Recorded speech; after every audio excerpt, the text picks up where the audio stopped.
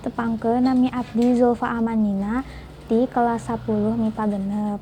Ayeuna abdi bade ngadongengkeun dongeng anu judulna Situ Bagendit. Baheula aya hiji randa beunghar katelahna Nyi Endit. Ieu teh saena mah nenehna. Da ngaranna Sajati mah Nyi Bagendit, manehna teh kacida pisan kumetna. Geus taya nu birek deui kana kakumendanana teh. Salian ti pakacar-pakacar mah taya anu larsup ka imahna. Estuning lain babasan eta mah hirup nyorangan teh ngahaja mencilkeun maneh. Ngababakan di tengah pasawahan anu uplak-aplik. Maksudna taya lian, kubawaning embung campur jeung batur da sieun kasohor tea. Kacaturkeun keur usum panen. Di ditu didieun ceuah dibaruat. Ka sawah Nyi Endit oge rea nu gacor.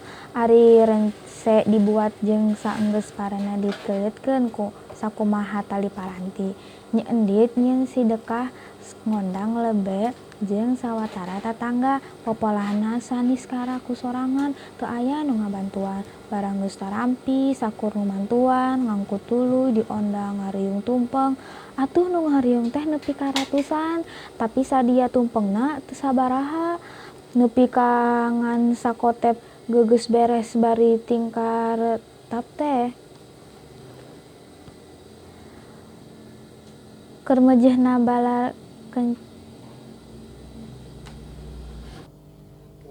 meujeuhna bala kenca solongkrong aya laki-laki bongkok nu nyamperkeun ku pribumi teu ditari teu ditakon.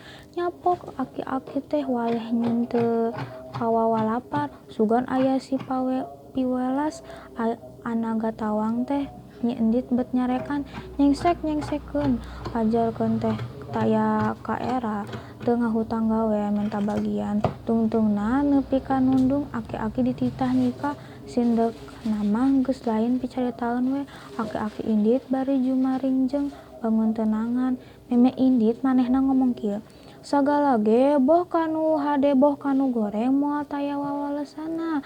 Ngomong kitu teh kasaksian ku sakur nu aya di dinya.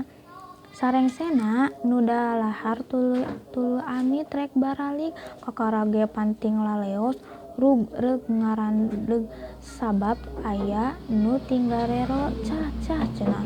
Henteu kanyahoan deui ti mana datangna cai. Ngan leb we pakarangan Nyi Endit teh geus kakeueum. Atuh kacida ributna jalma-jalma geus teu inget ka diri batur asal salamet dirina bae. Nyi Endit oge nya kitu, niat rek nyingkiran cai tapi barang kaluar pisan ti imahna. Cai teh nepi ka lilir ombak laut tinggal ruling ka palebahan Nyi Endit. Imahna geus kakeueum meh laput. Nyi Endit angkleng-angklengan bari satungtung bisa mah teu waleh-waleh sabat menta tulung. Tapi taya nu nulungan. Da batur ge sarua ripuhna. Nyi Endit ngaleuleup beuki lila.